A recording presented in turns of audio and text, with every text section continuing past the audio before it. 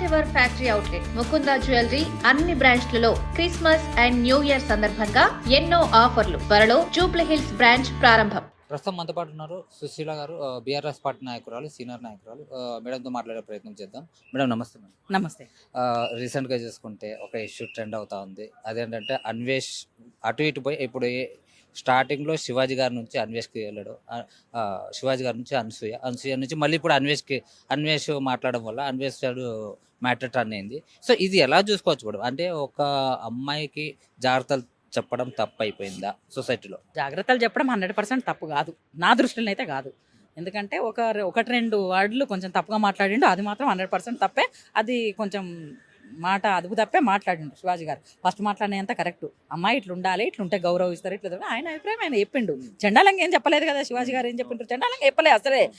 ఇట్లా ఉంటే బాగుంటుంది, మా ఇంట్లో కూడా ఉన్నారు స్త్రీలను 100% గౌరవించే మాట్లాడిండు. లాస్ట్కి ఒక 2 వర్డ్స్ వేరే మాట్లాడిండు, అదొకటి మాత్రం మేము కూడా బాధ అయినాం, అని మాట్లాడకూడదు అంతే. కానీ ఆయన మాట్లాడడంలో అంత కరెక్టే ఉంది, ఆ 2 వర్డ్స్ తప్ప అంత కరెక్టే ఉంది. తర్వాత అనసూయ మాట్లాడిండ్రు, శివాజీ గారు మాట్లాడిండ్రు, అంత రివర్స్ అయ్యే వరకు ఆయన క్షమాపణ చెప్పిండు. అనసూయ మాట్లాడింది అదొక ట్రెండింగ్. అంటే ఇక అనసూయ మాట్లాడిన ఆ మాటలు ఎట్లున్నాయంటే, నా ఇష్టం, నా ఒళ్ళు, నా వేషాధరణ, మీరెవలు అంటే నేను సమాజంలో లేను, అండమాన్ దీవులలో ఎక్కడో అడవిలలో ఉన్నా, ఏమో పెద్ద చెట్లల్లో ఉన్నా, నేను మనుషుల మధ్యలో లేను అన్నట్టు మాట్లాడుతుంది, చండాలంగా మాట్లాడుతుంది. అంటే ఆడోళ్ళు చీ అనేటట్టు మాట్లాడుతుంది. అవి మాత్రం మాకు ఆమె వీడియోలు కూడా మేము చూడలేకుంటున్నాం, కొంతమంది మంది చూడలేక. మేడం ఇక్కడ ఒక అంటే ఒక ఆల్రెడీ పెళ్ళైన పర్సన్ కాబట్టి ఇద్దరు పిల్లలు ఉన్నారు. సో సొసైటీలో నాకు కూడా పిల్లలు ఉన్నారు కదా అని ఒక ఇంకిత జ్ఞానం లేకుండా కూడా ఆమె మళ్ళీ వచ్చి నా ఊళ్ళు నా ఇష్టం అని చెప్పి చెప్తా. ఎంత గలీజ్గా అనిపిస్తుంది అంటే, ఒక మహిళల పరువు తీస్తుంది అని అంటున్నాను నేను. 100% మహిళల పరువు తీస్తుంది. మీరు సెలబ్రిటీలు కావచ్చు, లేకపోతే సినీ ఇండస్ట్రీ కావచ్చు, పొలిటికల్ కావచ్చు, ఇంట్లో ఉన్న మహిళలు కావచ్చు, ప్రతి ఒక్కరికి స్వాతంత్రం ఉంది, ఫ్రీడమ్ ఉంది. ఆ ఫ్రీడమ్ ఎంతవరకు ఉన్నది? సమాజంకు మన ప్రాబ్లం కానంత వరకు, సమాజం మనల్ని గౌరవించేటట్టు మీరు చేసుకోవాలి, మెలగాలి అని మేము అంటున్నాం. అంటే మేము మా పార్టీ తరఫున నా అభిప్రాయం, నా వ్యక్తిగత అభిప్రాయం ఏంటంటే, అనసూయ గారు 100% తప్పు. అట్లా మాట్లాడు. శివాజీ గారు 2 మాటలు మాట్లాడిండ్రు, అది మీరు తప్పు, అట్లా మాట్లాడకూడదని మాట్లాడాల్సింది. అక్కడి వరకు ఓకే. నా వాళ్ళు నా ఇష్టం ఉన్నట్టు మాట్లాడతాం, ఇష్టం ఉన్నట్టు ఫ్రీడమ్ తీసుకుంటాము అని అంటే ఎదుటోళ్ళు అంటే మీరు చూడకండి. ఇప్పుడు నేను ఉంటా, ఇక్కడ 1000 మంది ఉంటారు, నా ఇష్టం, మీరు కళ్ళు మూసుకొని నా ఇష్టం ఉన్నట్టు చేస్తా అంటే ఇక్కడ వాళ్ళు ఒప్పుకోరు. ఎందుకంటే నిన్ను ఒక మనిషిగా చూడరు, ఒక మహిళగా కాదు, ఒక మనిషికి కూడా చూడరు, కనీసం ఒక సెలబ్రిటీకి కాదు, మనిషికి కూడా ఇష్టపడతలేరు. అనసూయ అట్లాంటి మాటలు మాట్లాడకూడదని నా అభిప్రాయం. అయితే దీని మీద కూడా మహిళా సంఘాలు ఏవైతే ఉన్నాయో, అంటే శివాజీ గారిని అనడానికి అయితే వస్తుంది, ఆయనని విచారణకు పిలవడం, ఆయనని అంటే తప్పు చేయకుండా కానీ ఆ 2 పదాలు ఉపయోగించడం వల్ల ఆయన్ని విచారణకు రమ్మనడము, ఆయన్ని విచారణలో కొన్ని క్వశ్చన్స్ వేయడము, దానికి ఆన్సర్ చెప్పడం, ఆయన బయటకు వచ్చిన తర్వాత నేను ఇంకా అంటే మంచి చెప్పదలుచుకోలేను అని చెప్పి ఆయన ఫైనల్గా చెప్పడం జరిగింది. అంటే ఇక్కడ ఏంటంటే, ఇప్పుడు ఏదైతే అనసూయ గారు ఉన్నారో ఆమె కూడా కొన్ని అనరాని మాటలు కూడా అన్నది. అయితే ఆమెను అటు సైడ్ మహిళా సంఘాలు మాట్లాడట్లేదని ఒక వాదన వినిపిస్తుంది.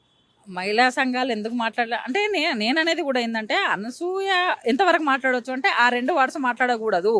మహిళలు నిజంగా కూడా మాట్లాడొద్దు. ఆయన 2 వర్డ్స్ గలీజ్గా మాట్లాడిండు. ఆ మాట్లాడితే మేము కూడా ఫీల్ అయినాం. ఆ మాటలు మాట్లాడొద్దు, ఆ మాటలు ఖచ్చితంగా సారీ చెప్పాల్సిందే, చెప్పిండు, అయిపోయింది. కానీ ఈమె కూడా దానికంటే రెచ్చిపోయి ఆ 2 మాటలు మాట్లాడిన తప్పు సారీ చెప్పుకుంటాను అనకుండా ఈమె కూడా రెచ్చిపోయి మాట్లాడడం తప్పు. నా ఇష్టం నాదండి. మహిళా సంఘాలు ఎట్లా అంటే, ఆ 2 మాటలకు వాళ్ళు కొంచెం స్పందించారు. అంటే నేను స్పందించినట్టే వాళ్ళు కూడా స్పందించారు అనుకుంటున్నాను. ఒక మహిళలు నిజంగా కూడా మేము కూడా ఫీల్ అయినామని చెప్తున్నా కదా. శివాజీ గారు మాట్లాడిన వీడియో చూసి నేను కూడా ఫీల్ అయినా, ఇంత గలీజ్గా మాట్లాడిండి ఏంది అంటే, ఫస్ట్ మంచిగా మాట్లాడిండు, తర్వాత 2 వర్డ్స్ వచ్చే వరకు నేను కూడా ఫీల్ అయినా, ఏంది ఇంత గలీజ్గా మాట్లాడతాడా, ఒక మహిళల గురించి అట్లా మాట్లాడొద్దు కదా, ఒక సెలబ్రిటీ అయ్యండి అనుకున్నా. ఆ విధంగానే మహిళా సంఘాలు కూడా స్పందించినాయి నేను అనుకుంటున్నా అంతే. మహిళా కమిషన్ కూడా పిలిపించింది కదా.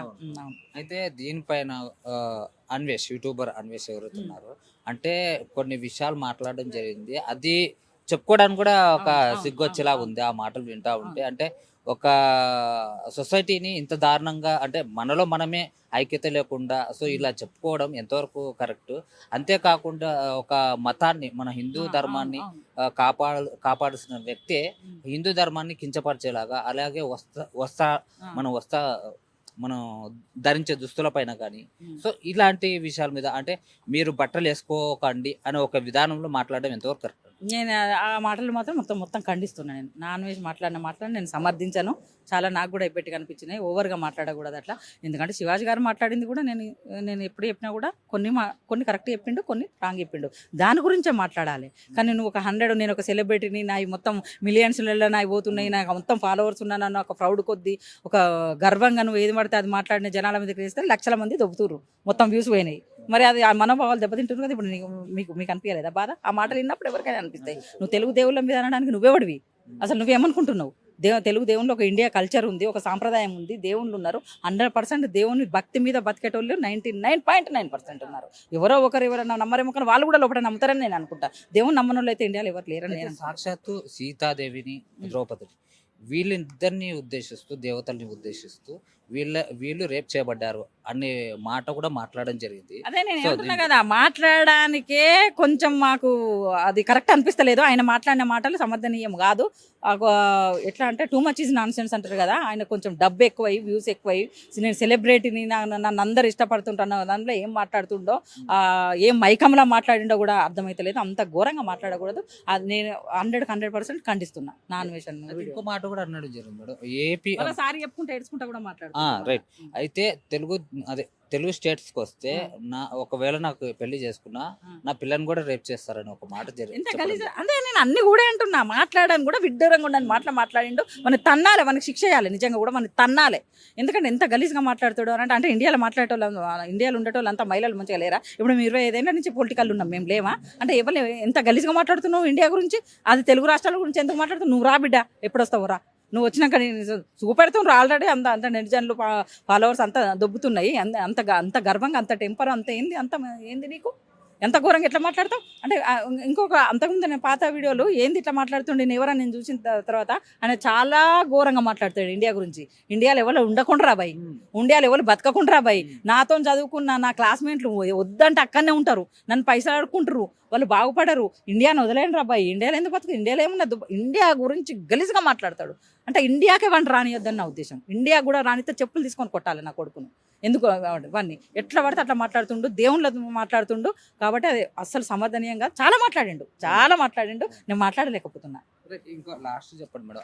అంటే ఇలాంటి వ్యక్తులు ఇంకా చాలా మంది అంటే ఇతన్ని చూసి ఏమి ఇన్స్పైర్ అవ్వాలి అసలు యాక్చువల్లీ చూసుకుంటే? వాళ్ళ దగ్గర ఏమున్నదని ఇన్స్పైర్ అవుతారు? వాళ్ళ దగ్గర ఏం లేదు.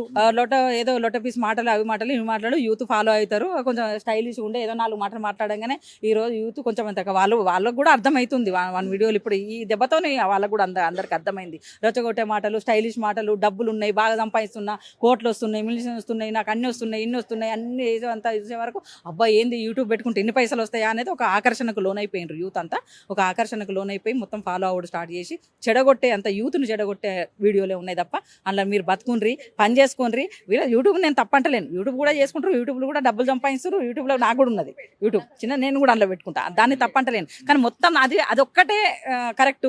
మొత్తం ఇండియాలో ఏ పని చేసుకున్నా కరెక్ట్ కాదు. మీరు ఇలా రమ్మంటారు వస్తారు, నేను ఇలా చాలా పైసలు సంపాదిస్తున్నాను, ఒక ఆకర్షణకు లోన్ చేసిండు యువత అని నేను అనుకుంటాను.